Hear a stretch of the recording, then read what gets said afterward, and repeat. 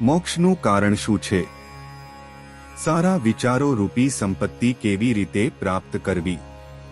પ્રશ્નના જવાબ માટે સાંભળો સાગર કથા 11 જૂન 2024 અમૃત બિંદુ.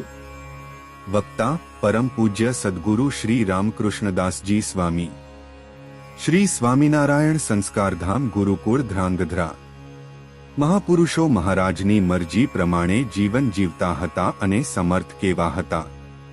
તોરડામાં એક વાડામાં અચાનક આગ લાગી.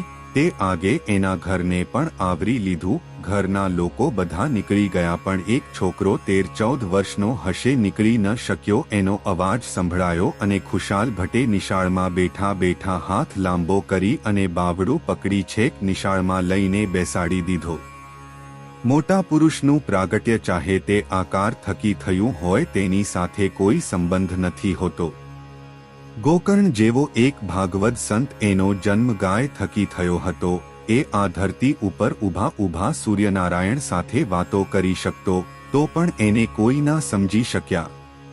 વિચારવું જોઈએ કે પરમાત્માએ જ્યારે આપણને કોઈ એવા મુક્ત પુરુષનો યોગ આપ્યો હોય ત્યારે બુદ્ધિનું પોટલું બધું એક બાજુ મૂકી વિચારો આપણને ખોટા ખ્યાલ ઊભા કરતા હોય તો તેને એક બાજુ મૂકી ભગવાનના મોટા પુરુષને જાણી લેવા જોઈએ, માણી લેવા જોઈએ, તો જન્મારો સફળ થઈ જાય. પોતાની પરિસ્થિતિ જોઈને જીવન જીવવું, પરંતુ પારકાની સંપત્તિ કે બળ જોઈને એનું અનુકરણ કરીને જીવન ના જીવવું. મોટા પુરુષનું અનુકરણ કરીને જીવન જીવનારા બધા જતા રહ્યા અને બહુ દુઃખી થયા.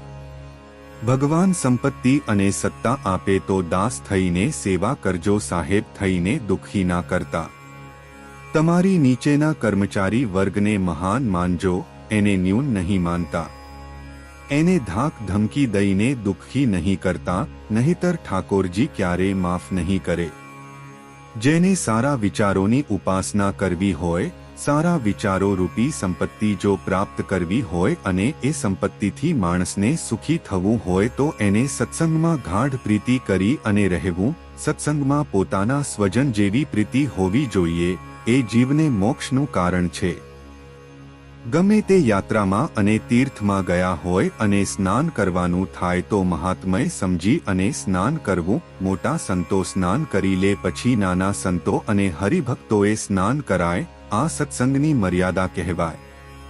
દાસ થઈને સત્સંગમાં રહેવાનું, દાંડ થઈને સત્સંગમાં નહીં રહેવાનું.